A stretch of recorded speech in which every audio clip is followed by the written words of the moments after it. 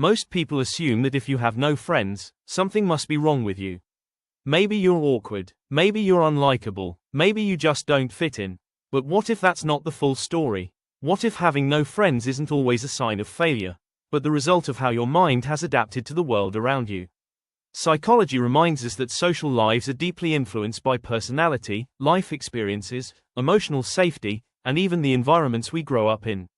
While healthy relationships are important, not everyone who spends most of their time alone is lonely, broken, or missing something. In fact, some people with very few, or even no close friends, develop qualities that are surprisingly rare. If this describes you, this video isn't here to tell you that isolation is perfect or that you should avoid relationships. Instead, it's about helping you understand the hidden strengths that can quietly emerge when you've spent a lot of time walking through life on your own. You might recognize more of yourself than you expected. The first rare trait is emotional independence. When you don't have people constantly validating your choices, opinions, or emotions, you slowly learn to rely on your own judgment. At first, this doesn't feel empowering.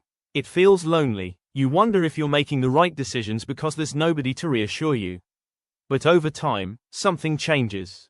You become your own source of stability. Research in psychology suggests that people who develop strong internal validation often become less dependent on external approval.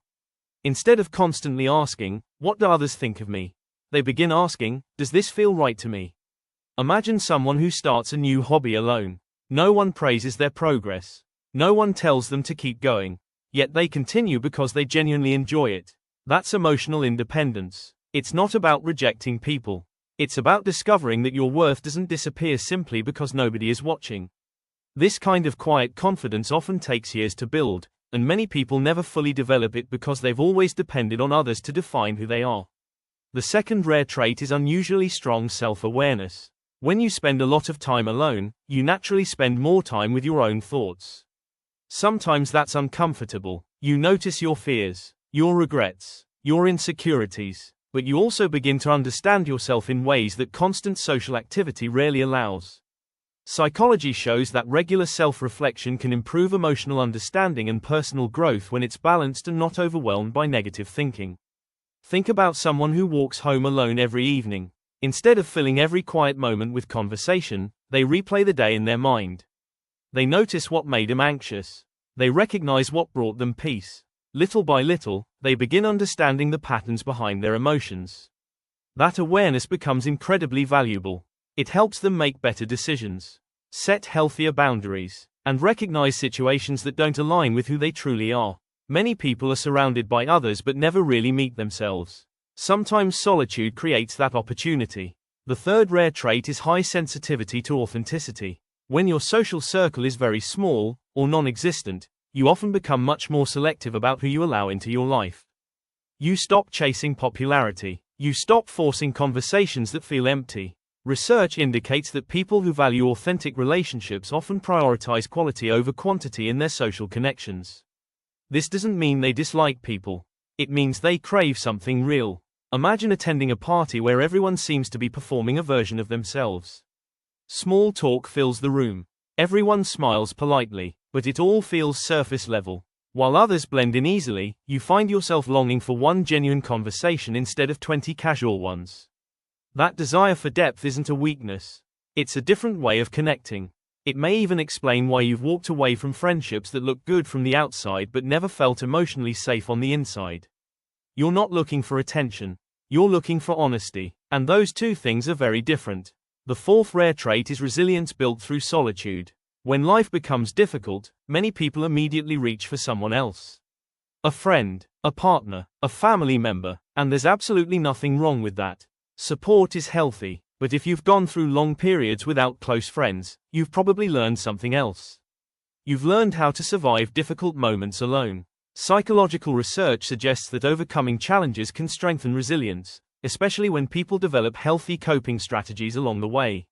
Maybe you've celebrated birthdays alone, handled stressful situations without anyone checking in, made important decisions without advice. Those experiences weren't easy. In fact, they may have hurt deeply. But they also taught you something powerful. You discovered that even after painful days, you were still standing. That doesn't mean you didn't need support. It means you became stronger because you had to. Sometimes the people who appear the quietest have survived the loudest battles. And because of that, they carry a calm strength that others don't immediately notice. The fifth rare trait is the ability to appreciate meaningful connection more deeply. Ironically, people with no friends often understand friendship better than those who have always had it. Why? Because they know what its absence feels like. They don't take genuine kindness for granted. A thoughtful message, someone remembering their birthday, a conversation where they feel truly heard. These moments carry enormous meaning. Research on gratitude suggests that people often value experiences more deeply after periods of scarcity or loss. If you've spent years without close friendships, you're less likely to chase popularity. Instead, you recognize the incredible value of one trustworthy person. You understand that real friendship isn't measured by followers, group chats, or weekend plans. It's measured by safety, trust, acceptance, and mutual respect. That perspective is surprisingly rare. Many people spend years collecting connections without ever experiencing true closeness. You already know the difference. If you've watched this far, there's something important you need to hear. Having no friends doesn't automatically mean you're stronger.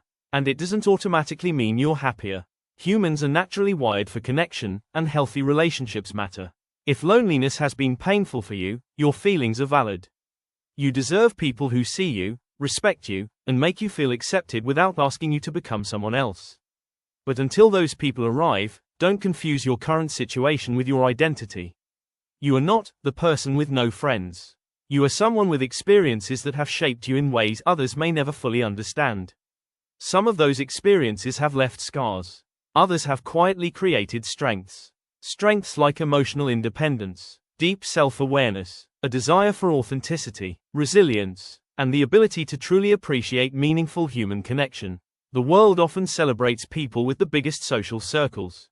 But sometimes the strongest growth happens in the quiet moments no one else ever sees. So if you've been judging yourself because your life doesn't look like everyone else's, remember this. Your story is still unfolding.